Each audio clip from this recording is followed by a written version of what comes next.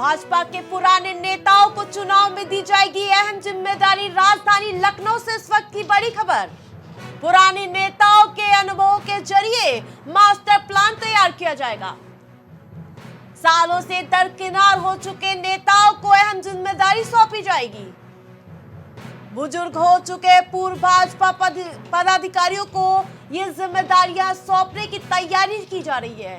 पूर्व सांसद, पूर्व विधायक, पूर्व मंत्रियों को जिम्मेदारी दी जाएगी। 2024 लोकसभा चुनाव को लेकर लगातार भारतीय जनता पार्टी सक्रिय नजर आ रही। इस बीच पुराने नेताओं के अनुभव को भी इसमें शामिल करने का मास्टर प्लान तैयार किया गया है। इसके अलावा यानी कि सालों से दरकिनार हो चुके नेताओं को भी जिम्मेदारी देने की तैयारी है। अटल के नाम पर होगा गोमती नगर स्टेशन। राजधानी लखनऊ से इस वक्त की बड़ी खबर। प्रज्ञान रोवर के नाम पर होगा राजाजीपुरम एफ ब्लॉक चौराहा। अमीनाबाद इंटर कॉलेज के पार्क में लगेगी छत्रपति शिवाजी की मूर्ति। नगर निगम कार्यकारिणी की बैठक में शुक्रवार को प्रस्ताव रखा जाएगा। नगर निगम कार्यकारिणी में कुल 11 प्रस्ताव रखे जाएंगे। राजधानी लखनऊ से इस वक्त की बड़ी खबर, जहां हमीरपुर से एक और बड़ी खबर आ रही है, जहां पुलिस अधीक्षक दीक्षा शर्मा ने तबादला किया है। पुलिस अधीक्षक ने पुलिस महकमे में बड़ा फेरबदल किया है। यानी कि तबादला एक्सप्रेस एक बार फिर से चलती हुई नजर आई। 4 थाना प्रभारियों सहित कई पुलिसकर्मियों का फेरबदल किया गया है।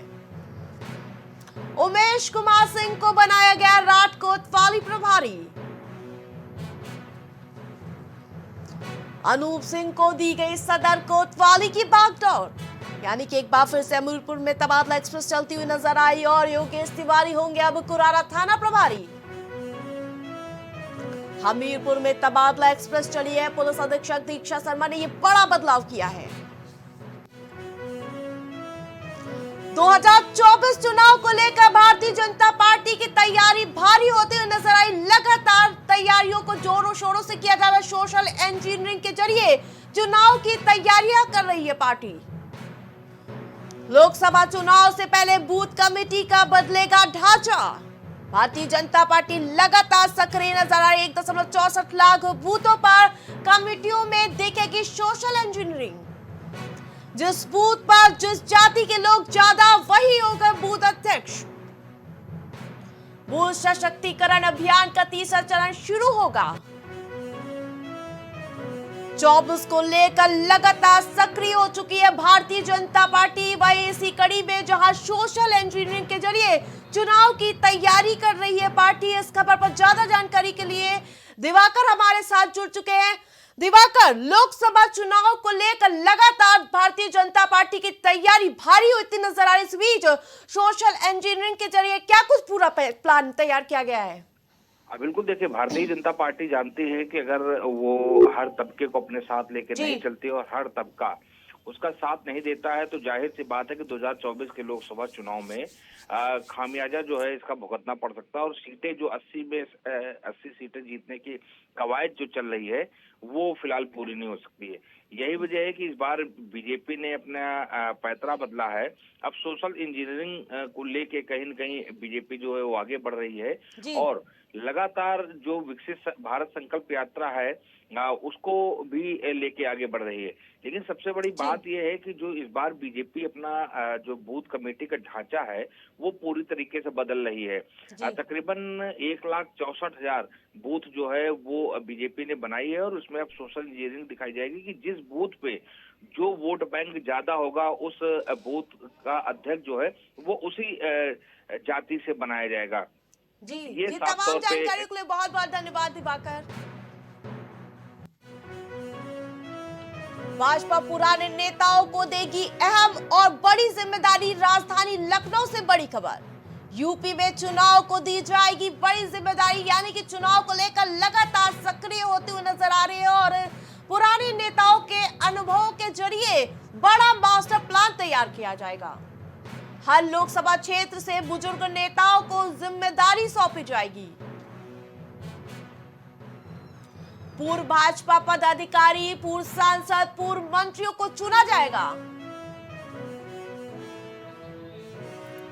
भाजपा के पुराने नेताओं को लेकर बड़ी जिम्मेदारी दी जाएगी। यूपी में चुनाव को लेकर ये बड़ी जिम्मेदारी दी जाएगी। और इस खबर पर और अधिक जानकारी के साथ दिवाकर हमारे साथ जुड़ चुके हैं। भारतीय जनता पार्टी लगातार एक के बाद एक एक्शन बोर्ड के एक्शन प्लान तैयार करने, इस बीच पुराने नेताओं को लेकर भी बड़ा मास्टर प्लान तैयार किया गया है। बिल्कुल, देखिए, जहां दूसरी पार्टियां जो है वो यात्रा निकालने में, ईवीएम को कोसने में लगी हुई हैं, आरोप प्रत्यारोप में लगी हुई हैं, वही आपने देखा होगा कि बीजेपी जो है वो लगातार चुनावी मोड पे है और उसका जो संगठन है वो कहीं न कहीं चुनावी प्लान तैयार कर रहा है। अब एक नया प्लान ये तैयार हुआ कि जितने भी भाजपा के पुराने नेता हैं, यानी जो बुजुर्ग हो चुके हो, जो घर में बैठे हैं, अब उनको घर से बाहर निकाला जाएगा, फील्ड में भेजा जाएगा और बड़ी जिम्मेदारी दी जाएगी। उनके जो अनुभव है उसके जरिए जो है मास्टर प्लान बनाया जाएगा।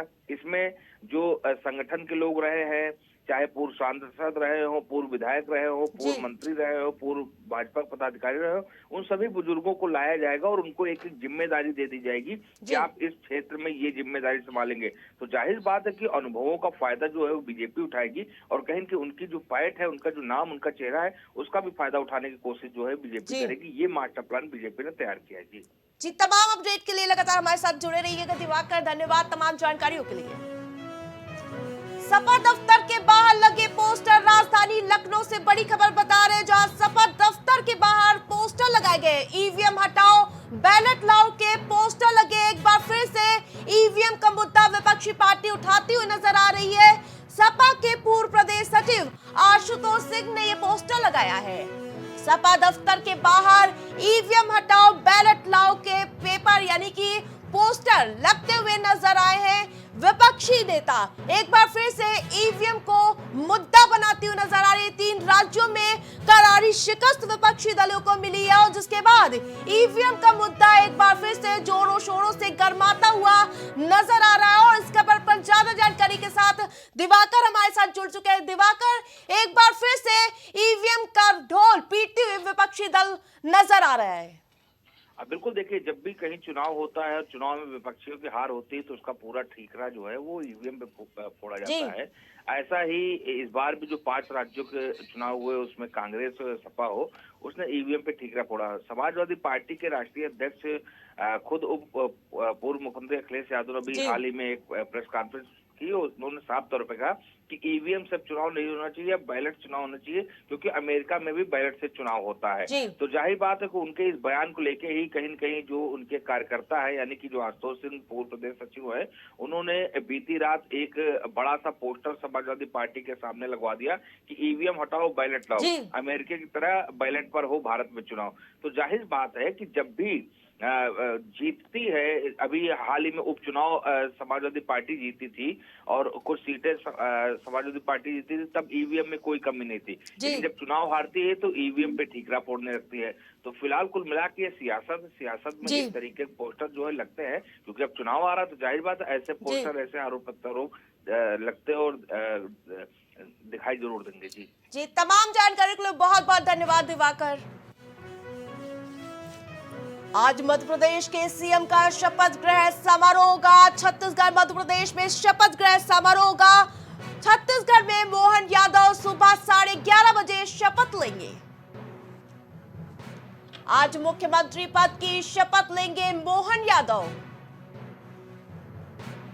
मोतीलाल नेहरू स्टेडियम में बड़ा शपथ ग्रहण समारोह होगा, जिसमें कई दिग्गज नेताओं का जमावड़ा भी देखने को मिलेगा। आज एमपी के मुख्यमंत्री का शपथ ग्रहण होगा। मोहन यादव 11:30 बजे शपथ लेंगे। आज मुख्यमंत्री पद की शपथ लेंगे कई दिग्गज नेता भी, यानी कि सूबे के मुख्यमंत्री योगी आदित्यनाथ भी शपथ ग्रहण समारोह में शिरकत करेंगे। यूपी में लगातार जारी है विकसित भारत संकल्प यात्रा। राजधानी में जाने की लगातार सक्रिय हो चुकी है बीजेपी और विकसित भारत का संकल्प हर गांव तक पहुंचाने का लक्ष्य रखा गया है। योजनाओं में लाभान्वित लाभार्थियों को सम्मान होगा। योजनाओं से छूटे हुए पात्र व्यक्तियों की सूची भी तैयार कर ली गई है। मंत्री सूर्य प्रताप शाही देवरिया में, जबकि असीम अरुण कन्नौज में रहेंगे। मंत्री धर्मवीर प्रजापति आगरा, बलदेव सिंह ओलख रामपुर में रहेंगे। मंत्री सोमेन तोमर मेरठ में रहेंगे, जबकि जशवंत सैनी शामली में होंगे। यूपी में लगातार विकसित भारत संकल्प यात्रा हो रही है और जिसको लेकर तय खाका तैयार कर लिया गया है। छत्तीसगढ़ में जहां सीएम योगी शपथ ग्रहण समारोह में शामिल होंगे, इसके अलावा प्रधानमंत्री मोदी भी शामिल होने छत्तीसगढ़ पहुंचेंगे। पीएम के मोदी शपथ ग्रहण समारोह में शिरकत करेंगे। विष्णुदेव साय आज मुख्यमंत्री पद की शपथ लेंगे, जहां प्रधानमंत्री मोदी भी मौजूद रहेंगे। रायपुर के साइंस कॉलेज मैदान में शपथ ग्रहण समारोह होगा। गृह मंत्री अमित शाह समेत कई दिग्गज नेता शामिल होंगे। आज 2 बजे मुख्यमंत्री पद की शपथ लेंगे विष्णुदेव। छत्तीसगढ़ सीएम के शपथ ग्रहण में आज पीएम मोदी शिरकत करेंगे, यानी कि प्रधानमंत्री मोदी जाएंगे।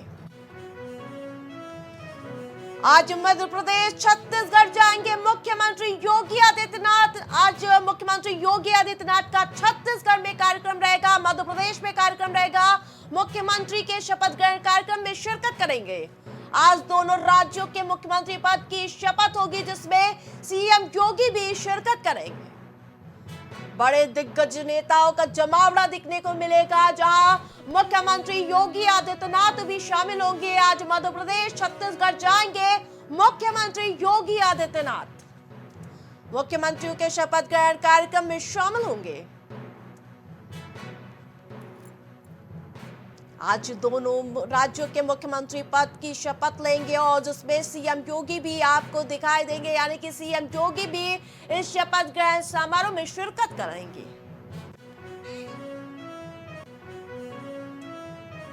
रोडवेज बस ने पीछे से मारी वाहनों को जोरदार टक्कर। कानपुर में एक बार फिर से तेज रफ्तार का कहर देखने को मिला और हादसे में 3 बाइक चकनाचूर हो गई, जबकि 3 लोडर भी चपेट में आ गए। हादसे में 6 लोग घायल हो गए। गंभीर रूप से घायलों को अस्पताल में भर्ती कराया गया। विकास नगर डिपो की बस ने मारी टक्कर, बस ड्राइवर मौके से फरार हो गया।